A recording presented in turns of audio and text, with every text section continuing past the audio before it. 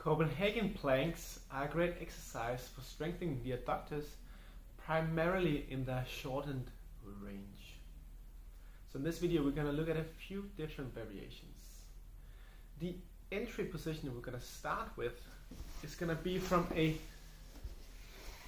side-lying position. So the top leg is the one that's going to be working, and I'm going to try to angle the foot so I have as much of the sole in contact with the floor. Don't worry if that's not going to be very much, that's not a problem. Just try to get as much as possible of the sole of your foot in contact with the floor.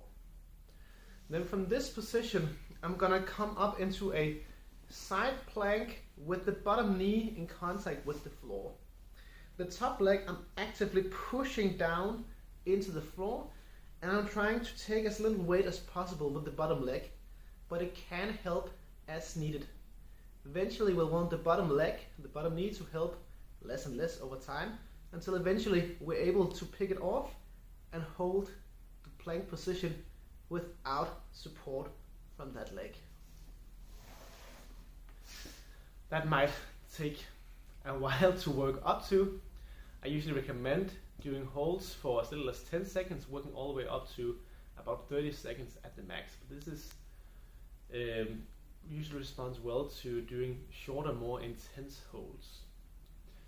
If we want to progress it even further, we can elevate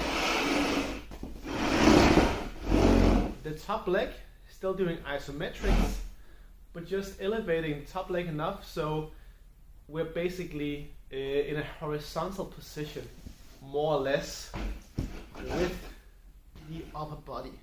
Slightly harder.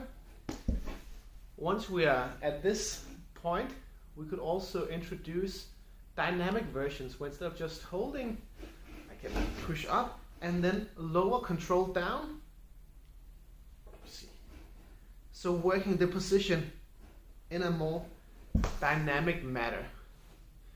Once we're onto the dynamic variations, it can eventually be useful to use a higher platform to place the top foot upon, so that we can be working through a larger range of motion.